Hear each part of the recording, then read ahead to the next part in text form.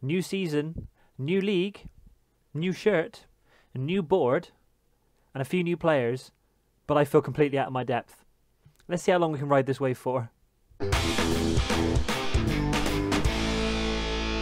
Hello and welcome to episode 23 of my Bristol Rovers FM20 playthrough. My name is James, and on today's episode we have the start of the new season as we begin our campaign in the Premier League. In today's episode we're I'm going to do a quick review of the summer transfers and some of the news that went on. If you haven't seen the transfer window and you don't want spoilers, I'd recommend going back and watching that one. However, for those that don't mind or have already watched it, let's get stuck in before we start the campaign with a home game against Watford. But before we get into that, let's go through some of the news. First thing that happened over the summer was we announced a brand new stadium. This happened just before Wal Arkadi left the club. There's a spoiler for the next piece of news. So if I go into the club info and then facilities, so they have planned an expansion of the current Memorial Stadium, planned to increase by 9,754 seats. This will make it a 22,000 capacity stadium after it has been completed, and this is expected to be completed by the 14th of April next year. This means that we did actually need to move out, and we will be ground sharing for most of this year with Southampton down in St Mary's Stadium. It's a fair trek away from where we currently are. I believe it was around 2.5 to 3 hours. I don't expect many Rovers fans to be attending.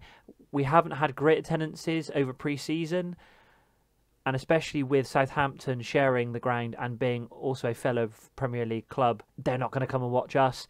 So that may be an issue this season. However, the finance projection still looks good. After that happened, the board then went into takeover. Wal Arkadi has now left and has been replaced by Martin Starnes, who is a local businessman. He was part of the Rovers board prior to this and has now moved up into the chairman position to oversee running of the club. In terms of shake-up, there wasn't a massive amount of change. I think him being part of the club anyway did benefit us. He kept things as they had been previously. And that includes both in club vision and also in finances. What I'll do is we'll start with finances first, and then that can hopefully segue into transfers. So our finances are looking slightly healthier than they were before. We have been spending over the summer and we're still only £4 million in debt. I was originally given a £33.5 million transfer budget, and they tripled our wage budget up to around £415,000, I think it was, £1,000. I have spent around 2/3 of that, with only £10 million left in the kitty, and I have spent a good chunk of the wage budget, with now only around £35,000 a week left in the wage budget, and that does mean we have brought in some significant signings. So there's only been a few outs. Mark Little has gone to Wycombe for £18,000. He was dropping so far down the chain, and with his age, I wasn't necessarily going to push him out the door. Wycombe came in, offered us a token amount of money. We accepted that, allow him to move on. He can drop down a league or two to be able to hopefully see his career out there. Harries has gone on loan to Preston. Again, he started to fall down the pecking order when it comes to centre-backs. I wanted to keep him here. He still has a little bit of potential, even at 24 years old. So I didn't want to lose him, so I thought go out, get some experience, and then we can review where we are when we know what's happening next year. And then Luke Noble was the only significant out. He went to Blackpool for £145,000, possibly going up to £300,000 with a few add-ons. He, like a number of the youngsters at the club, unfortunately is a victim of our success. We have risen very quickly, and because of that, he's never really had the chance to develop. He's now marked as a 37 scouting rating, was never really going to make it anywhere with us. So I thought at the very least he can go to another club and look to develop, see if he can try and break into their team instead. In terms of player releases, we've had a couple of significant ones, and a few youngsters have gone as well. Ed Upson, Agogo, Matthews, Davis, all players that contracts were due up. A number of them wanted a significant wage increase. I couldn't justify it, as they wouldn't really be near the team this season. They'd only really be experience and backup. I did try and find Upson, Agogo and Davis new teams, tried to sell them on. No one was interested, so unfortunately their contracts ran out and they left the club. Roos Rousset, Armstrong and Bailey were youngsters that were never really near the starting 11, and so when their contracts ran out, they hadn't really reached the potential that was expected of them, and so they have left as well. In terms of the ins, this is where it starts to get interesting. So the first transfer of the window was James Trafford, an 18-year-old English goalkeeper who's come in on a free from Manchester City. For some reason, they didn't want to keep him. We brought him in. He's got significant potential, even at this level. 2-star current ability. He's going to make for a decent backup. We have still got a number of goalkeepers at the club, with one of them now out on loan. But once we made a move up into the Premier League and our reputation had received a boost, a number of the players we have at the club, their potentials dropped like a stone. So I brought him in more so as yet another option, playing the numbers game really. We'll see how he goes. Maybe play him in a couple of cup matches and see if he manages to develop. Next through the door was Jack Rolls. Now, this guy was an absolute bargain at the time. Still is to a degree. £59,000 he came in from Tottenham. He's a 22-year-old central midfielder who has been at Tottenham since the start of his career. He had a season at Cambridge about 2 years ago and had a fairly decent season. So he's come in to bolster the midfield. This was the first of the big signings, as I also alluded to in yesterday's episode. This is a little bit of a personal transfer. For anyone who is aware or knows of Bristol Rovers, Tom Lockyer is a 26-year-old Welsh centre-back. He was from the Bristol Rovers youth development squad. He has he came up through the leagues with Rovers. He left the year before this game starts and left on a free to go to Charlton. I felt he never should have left, but he wanted to play Championship football. He's played 2 seasons with them.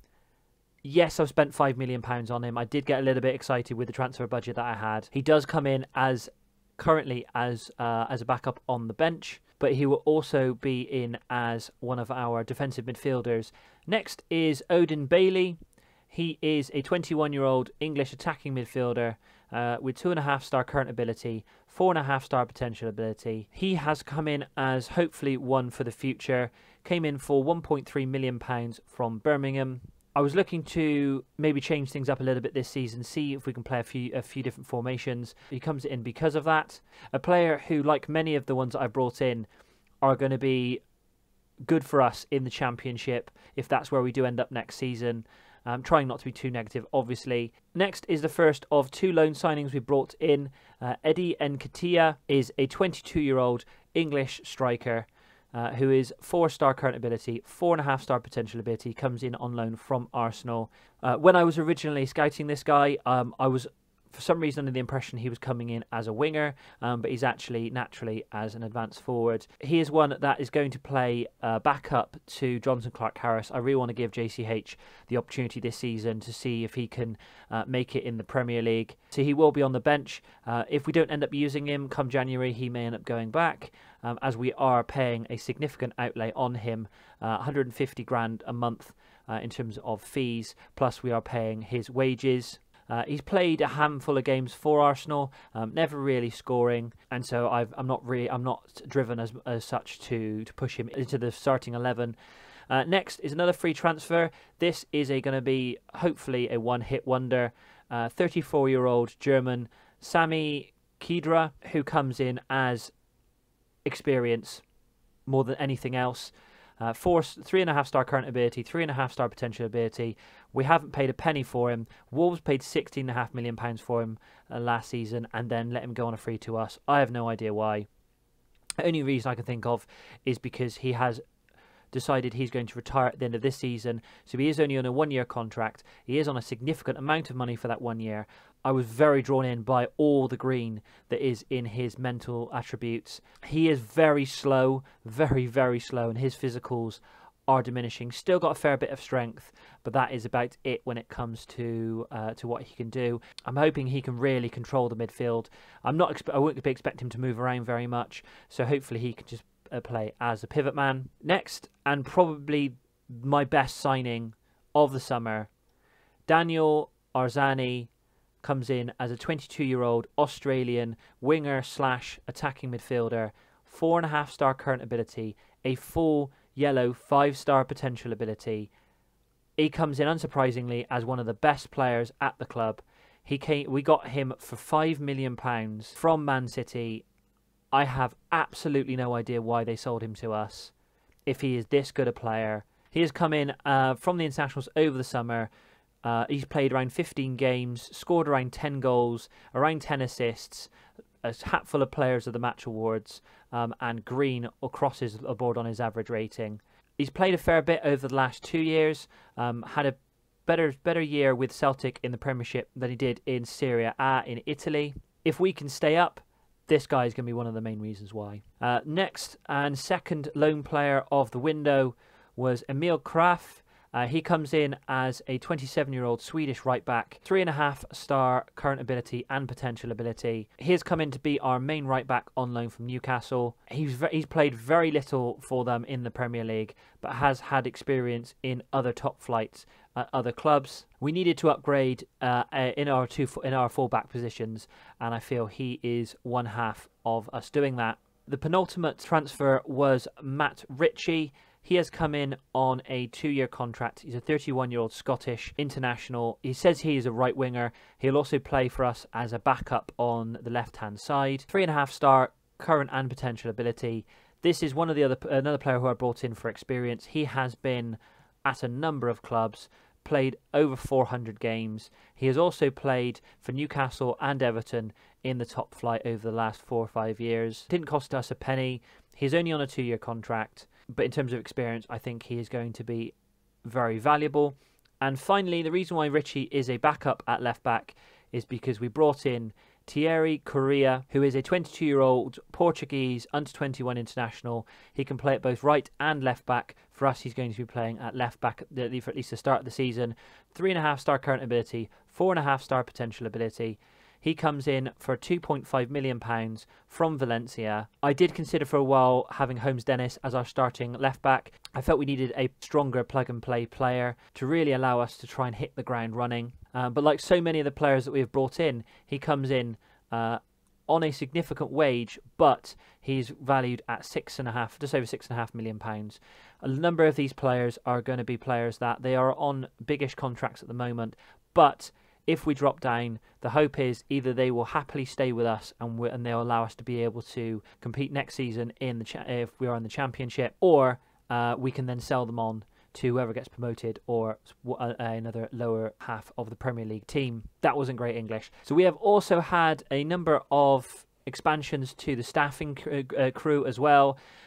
We really have tried to bolster this team both off the field and on the field to really give ourselves the best shot as we can this season. Now, before we get into the first match, I just wanted to come to this screen here. This is the season preview. As you can probably guess, we are expect to be rock bottom, 1,000 to 1.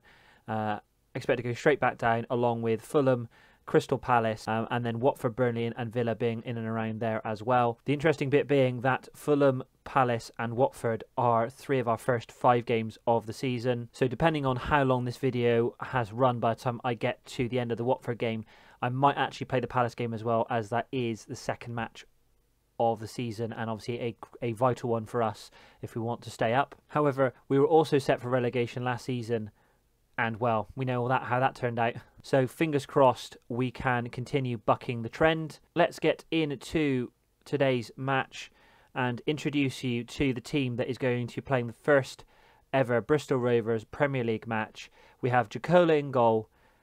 He is currently going to be our goalkeeper for at least the start of the season. I wanted experience over youth.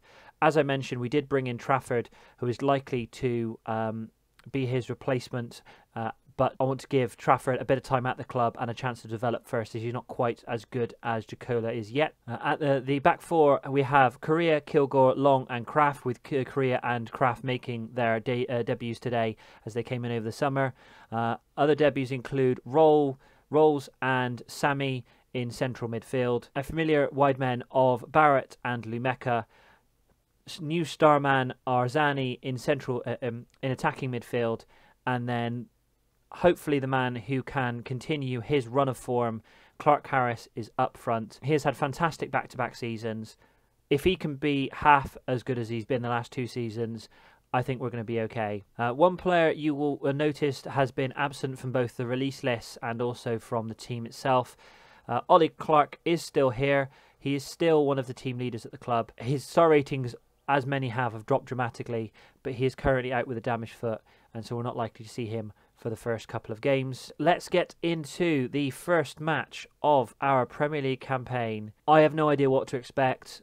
We've had an okay pre-season. I think we've developed quite nicely, especially team cohesion. I was really pushing the team bonding sessions over the summer to try and allow the new players to gel. But here we are, our first match at what looks like a fairly, I can't even tell, half empty maybe, St Mary's Stadium against Watford in the Premier League.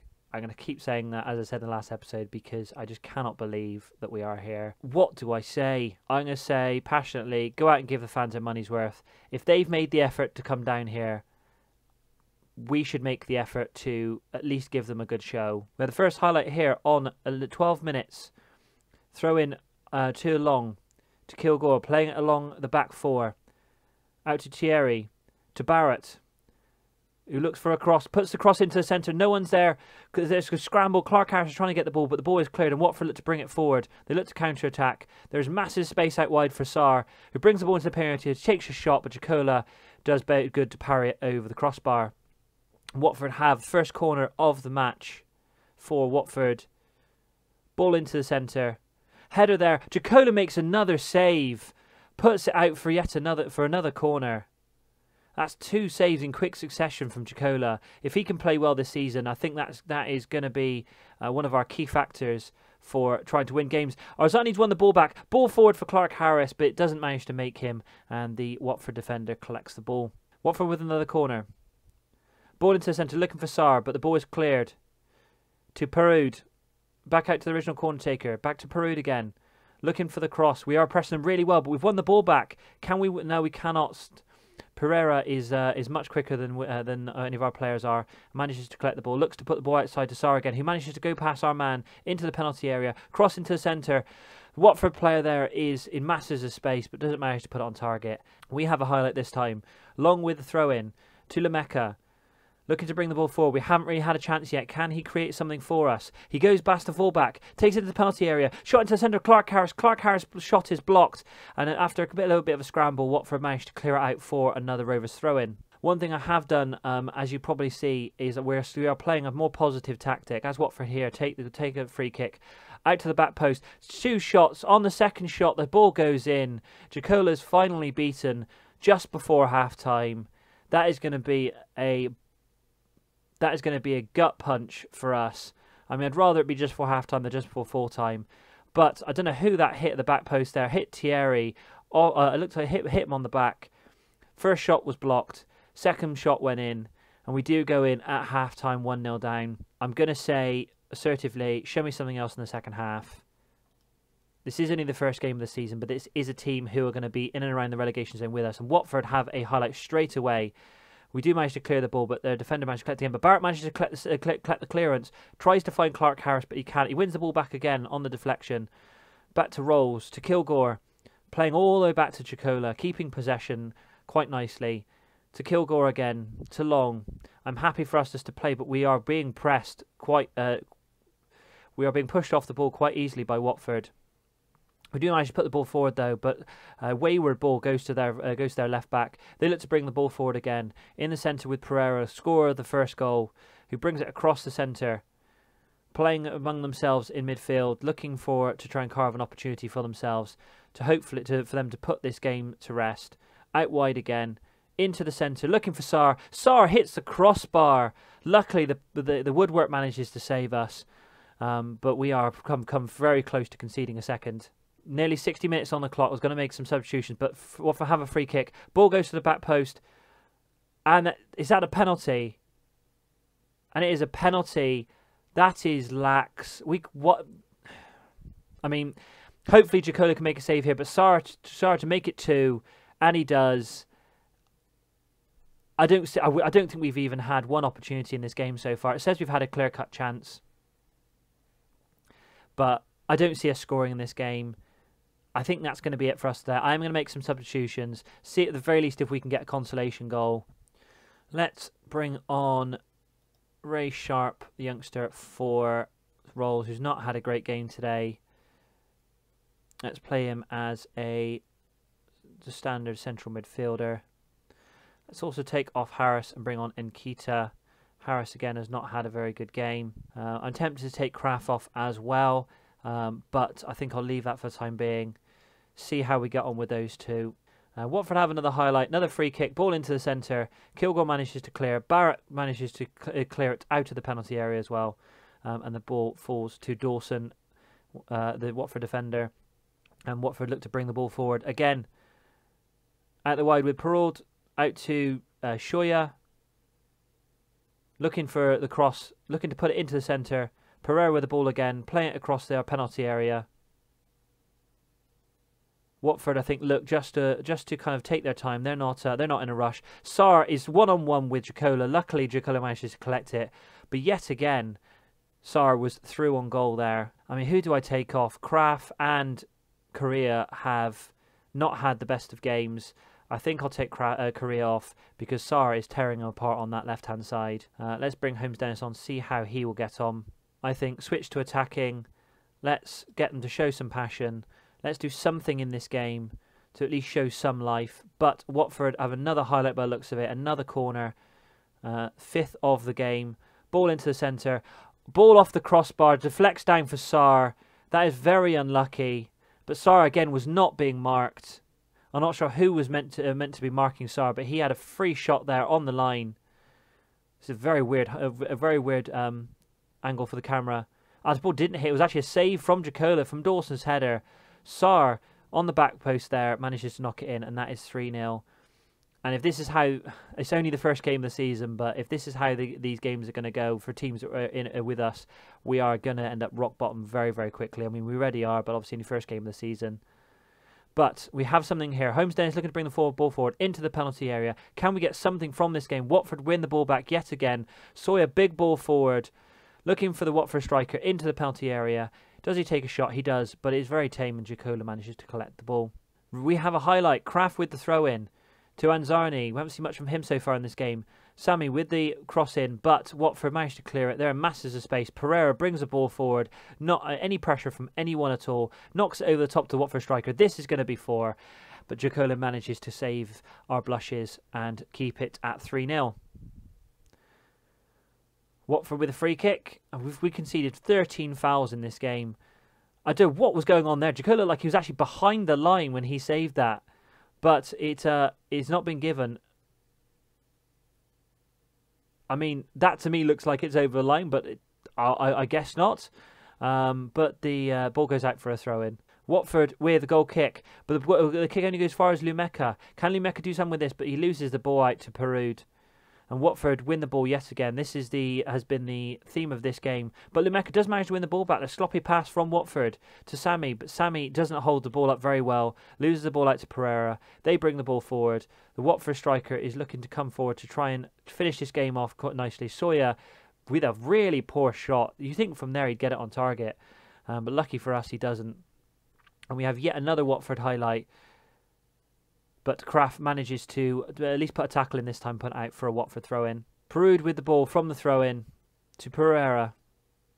Watford just passing the ball around, killing a bit of time at this point. Their work is done in this game. But Lumeka's looking to bring the ball forward. Can we get a consolation goal in the dying minutes? Ball into the centre. Absolutely no one in the centre there. And Watford yet again bring the ball forward. Long, back to Jacola. I think that's going to be it now. Surely that is it. That is full time. The fact that we've had 61% possession in that game is baffling to me. Because from watching those highlights, we got torn to pieces in that game. We've had 12 shots, only 4 on target. That, if we'd have had even twice as many shots on target as that, I think this game might have been slightly different. I'm hoping the issues with this game was the fact that we are playing 2 brand new fullbacks, and they just need to gel with the centre backs. But the centre backs, they were a centre back partnership last season. You expect them to play better together, but it was down the wings where we were getting torn apart. Sarr, I don't know how. I mean, Sarr got a player of the match. That says everything. He was our star man in that game, and he he just tore Korea apart on that left-hand side. Right, much work to be doing, I think. Much work to do. Far from pleased with what I've seen from the team. We need to be getting at least a point from games like that if we want to stand any chance of staying up this season. I made a joke of it at the beginning. I'm trying not to feel like I'm in way over my head with this, but we will carry on nonetheless. In terms of when we'll be back, there's going to be no games between today's episode and Friday's episode, because I want to play Crystal Palace. We won't have time in this episode to play it. It's gone on long enough as it is. So I'll play Crystal Palace and Arsenal in the next episode. I'll then probably jump forward and look to play either Fulham and Burnley or Burnley and Villa, with a Norwich and Man City. That's probably going to be the state of the next kind of couple of episodes. There may be some cup matches in there as well that I might want to include. It depends on how things go. But as I did with Championship season, I'm going to look to try and play at least one episode a month, depending on how good the games are going. But the only solace I am really taking is that we did lose our first game of last season, and last season we ended up going up through the playoffs. Obviously no playoffs with it being the Premier League, but that's all I'm holding on to this season, is that we might be slow starters,